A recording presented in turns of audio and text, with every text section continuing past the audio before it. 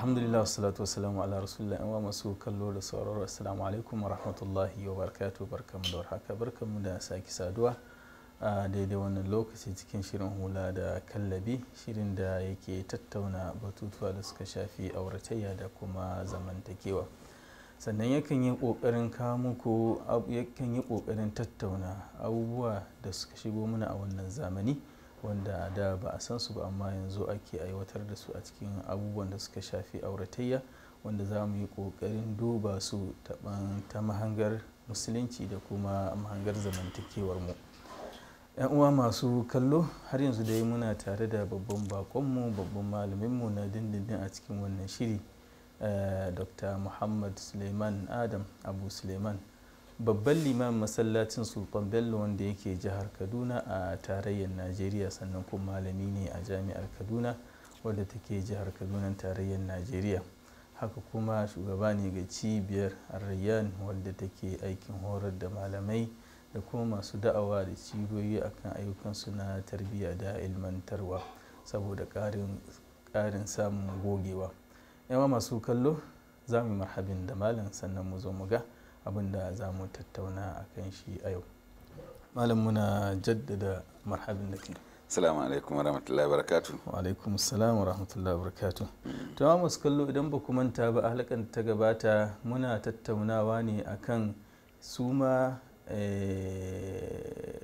abokai na miji wanda yake son ya karo mata amma kuma yana da mata a gida ne, wanda yake son karin mace, irin tasirinsu da gudunmuwar da suke barwa wajen ganin cewa gida ya zauna lafiya, an samu kwanciyar hankali, an samu zuriya ta gari. Malam ya ɗauko bayani, ya ɗauko shimfiɗa kafin a zo kansu inda yake bayanin cewa abubuwan da suke sa a auri mace. Mun kawo akan dalili na kusan uku ne nake gani, sai lokaci mana halinsa, yanzu za mu zo mu shi wannan dalilin kafin mu ci gaba daga inda muka tsaya. Malam, muna sake da marhabin da kai. Dai malam, ka faɗi dalilai da dama. Na'am. Bismillahir rahmanir rahim, wassalatu wassalamu ala ashrafil mursalin nabiyina Muhammad salawatullahi alaihi wa ala alihi wa ashabihi wa azwajihi wa man tabi'ahu bi ihsanin ila yawmiddin. An wa masu kallo da masu sauraro, assalamu alaikum wa rahmatullahi wa barakatuh. Wa alaikum assalam. Kamar da muka faɗa, dalilai da dama ke sa miji wato ya ƙara aure a kan matar da yake da ita da da. Mun faɗi dalili na rashin lafiya, mun faɗi dalili na siyasa, mun faɗi dalilai da ɗan dama. Akwai dalili da muka zo kan gaban shi lokaci ya yi, shine dalilin da zai jawo mutum ya ƙara aure shine idan baya samun yadda yake so a wajen matarsa. Ita wannan mata ta ɓangaren ɗabi'unta, halayenta, wato gaba ɗaya kamar ba matar aure ba. Tana gaggaya mishi maganganu yadda take so, abubuwa da yake wajibinta ne ta yi masa ba ta yin su. Bugu da ƙari ma dai za ka samu cewa hatta ɗaya daga cikin rukunan aure, wato wajen kwanciya, sai ta ga dama. To waɗannan yana daga cikin dalilan da zai jawo namiji ya zama yana so ya ƙaro mata. Idan matar ta zama mai ƙazanta ce, ko da yaushe ƙazama ce, ba ta wanka, ba ta wanki, ba ta ado, ba ta gyara ɗakinta, ba ta gyara gida, ba ta komai, gaskiya zai zama, inda shi namiji ne mai yawace yana ganin yadda shauran mata suke wa mazajensu, ko yana ganin yadda ya kamata ya zama, to wannan sai ba shi dama ya ce to bari ya karo mace. To malam, wasu za su iya cewa idan akwai irin mace idan ya zama to ba ta biyayya, ba ta jin maganin mijinta, alal misali, shin karo wata zai iya maganin waɗannan matsalolin da yake fama tare da wannan matar? Akalla ko bai yi wannan maganin da yake, ko bai maganin wannan matsalar da suke yake tare da ita. Misali, ɗabi'a ta ce dama ita ta faɗi maganganu marasa daɗi, ɗabi'a ta ce ta yi abinci mara daɗi, misali, ɗabi'a ta ce ta zauna da ƙazanta. Akalla wacce zai auro zai samu maganganu masu daɗi a wurinta, zai samu abinci mai kyau a wurinta, zai samu tsafta a wurinta, zai samu kaza. To duk irin waɗannan abubuwan kaga ya samu, ba zai bakin ciki ba zai masa yawa kamar yanzu mai wancan ita kadai ce sai abin ta ga dama ta masa ba. Haka nan kuma yawa yana da madadinta, so iya kwanakin da za a zo, iya lokacin da ta mishi wannan abin kenan, da ya bar wurinta, maimakon ya ce ya sake ta ya kore ta, ita ma alheri ne gare ta, sai ya kawo wata kawai wacce za ta mishi wannan, maimakon ya biye mata su yi ta rikici kullum da shauransu, sai ta haƙuri ya san sai haƙuri kawai, sai kayayyakin shi masu tsan kawai mai da su inda waccan ta za ta gyara mishi da shauransu. To wannan yana daga cikin dalilai da wani lokaci, amma ba shi ne in ka lura mun faɗi dalilai kusan guda 4 ko 5, ashe ba za a zama, amma su mata sukan ɗauki dalili na wannan kawai shine ke jawowa. Wani lokaci dalili da ke jawo namiji ya ƙara aure shine kosawa da matarsa ta fari, wato matar da suke tare da ita, wato an zauna zaman ya daɗe, kawai shi ba wani, in ka tambaye shi wani irin laifi take mishi ba zai gaya maka ga laifin ba, amma ya riga ya kosa da ita, ka fahimta ko? Ta girshe shi saboda haka yana buƙatar canji, yana buƙatar ya samu wani yanayi daban. To ita in ta fahimci haka, ba kamata ya ta daga kara ba, kamata ta canza salo ke, ita ma ta canza salo kuma ta bashi ya ƙara aure din da shauransu. Don in mutum abu ya riga ya gundire ka, to duk yanda za ka yi a wannan lokacin ba zai dawo maka ka ji kana son shi yadda ya kamata ba. Na ce sau da abin da ta lura kenan ga ma'aiki sallallahu alaihi wasallam, da ta ga alaman zai sallame ta, ne ta lallaba ta samu na Aisha ta ce da shi ta za mu yi wani dil da ke, saboda haka ga abin da nake so, ki je ki yarda min da manzon Allah sallallahu alaihi wasallam ya banni a matsayin matarsa. Ita kuma Aisha ta ce ni ko me zaki min, tunda dai ba ni ne in baka yanzu, ta ce na baki kwana na kawai shikenan. Nana Aisha ta je ta sanya da ta gaya ma aiki sallallahu alaihi wasallam, ya kuma amince, shikenan. Waye ci riba?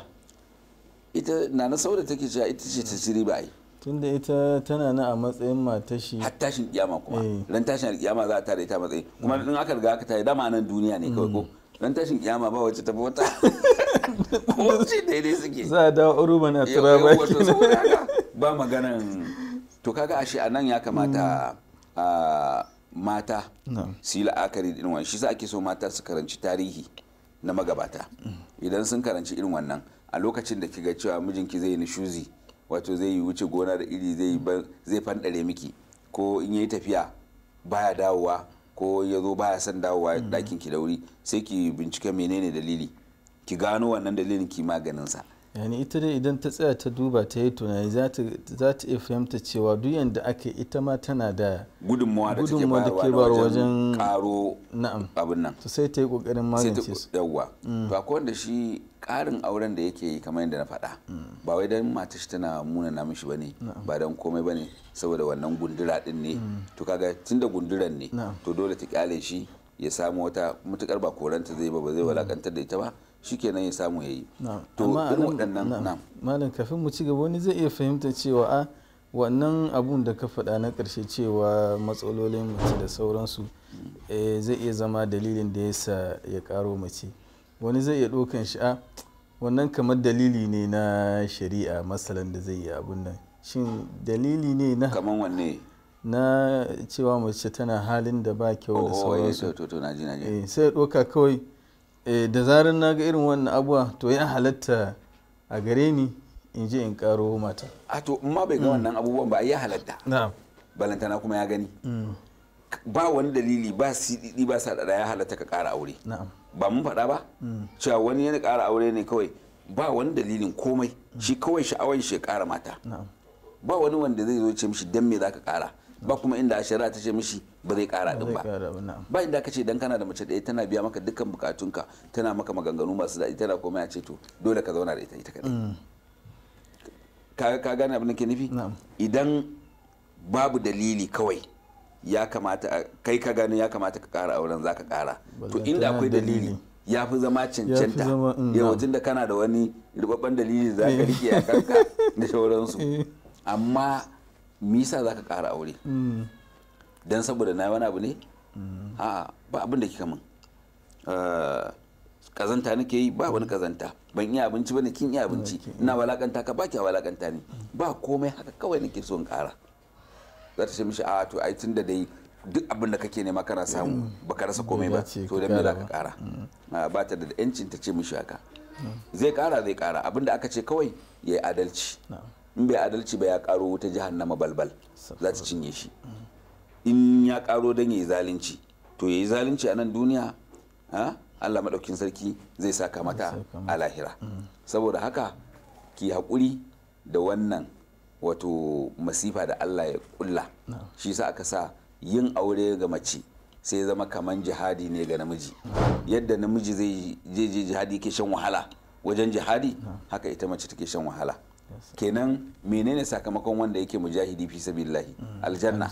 To haka ita ma in ta yi haƙuri Allah zai bata aljanna. Da haka duk matar ta bi mijinta, ta yi sallolinta, ta bi Allah maɗaukin sarki da ma'aikin shi, ta yi sallolinta guda 5, sa'an nan ta bi mijinta yadda ya kamata, ita za a buɗe mata ƙofofin aljanna guda 8, za ta shiga da duk wanda take so.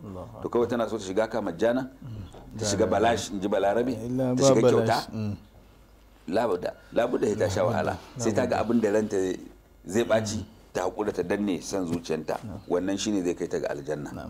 To wannan dangane da abin da ya shafi da kuma wasu dalilai da ni ban ambata su a nan ba, wanda su suke jawo mutum ya ƙara aure. Ta yi malam, bari mu dawo akan su abokanai. Abokanai na ce suna tasiri. Zai wahalan gaske wanda bai taɓa ƙara aure ba, zai ƙara aure ya zama bai tuntuɓi wani abokin shi da yake ya ƙara yin aure ba.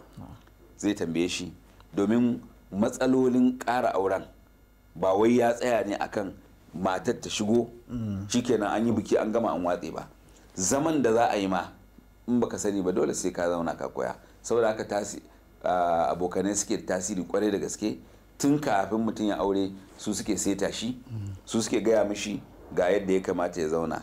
Shi ma wannan bangaren ba a raba ɗaya biyu da bangare da muka yi magana kai.